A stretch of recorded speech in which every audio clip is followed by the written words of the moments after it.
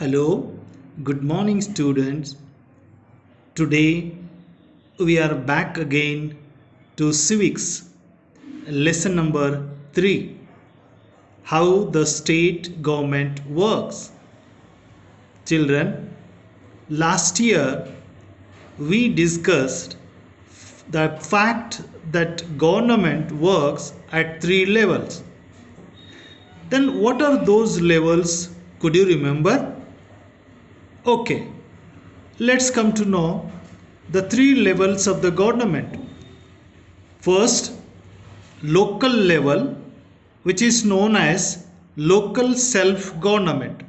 Second, state level government, which is known as a state government. And the third one is the central government or a national level government, that is the third level of government.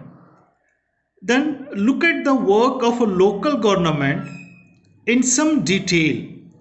In this chapter, we examine the work of the government at the state level. How does this work out? What is the role of a member of the Legislative Assembly or MLA? How do people express their views, and what is the way we look at these questions through the examples and try to understand how the state government works. Children, you may be familiar with some official names such as collector, medical officer, and so on. But have you heard of an MLA and the Legislative Assembly?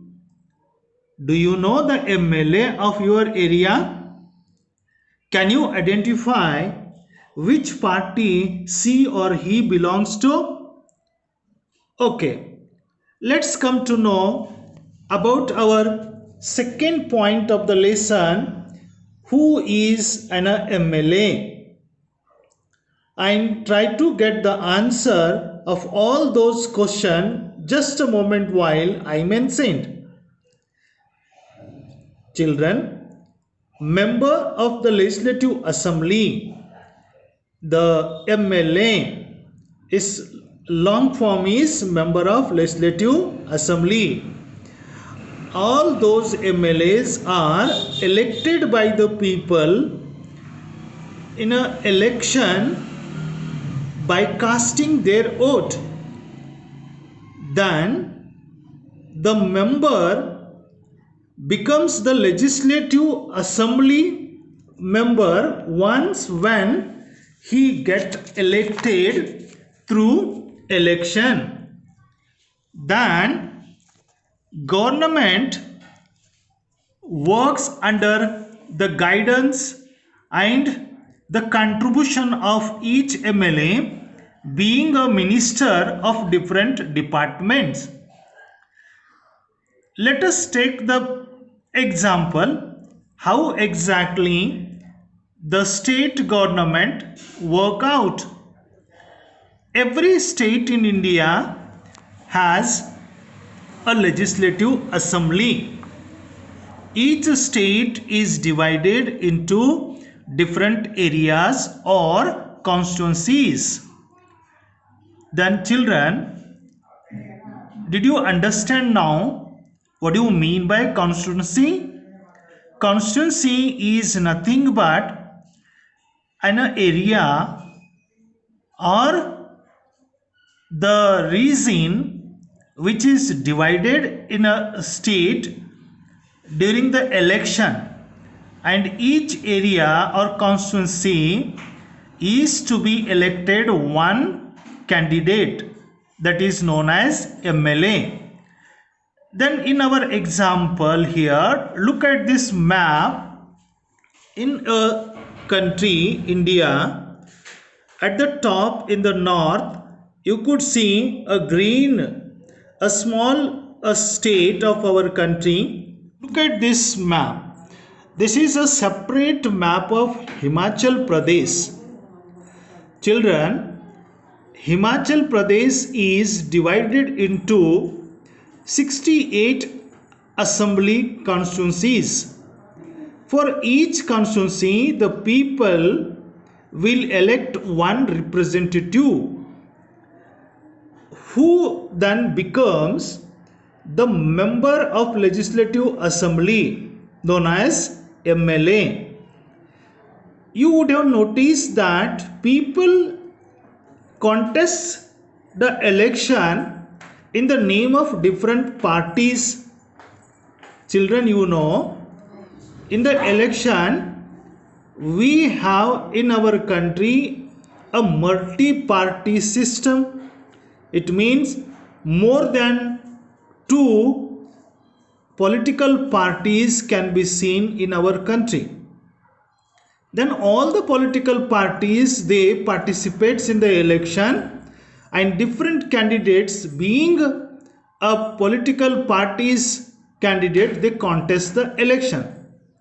Thus these MLAs therefore belong to different political parties.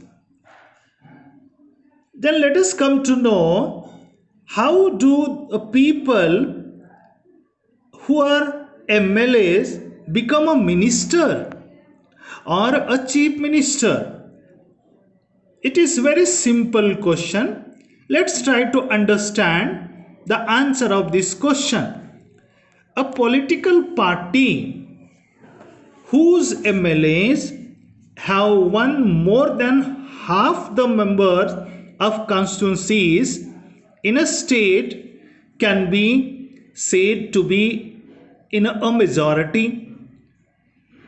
Children, one more word we come to know here, majority after constituency. Majority is nothing but numerically the group of people or a political party.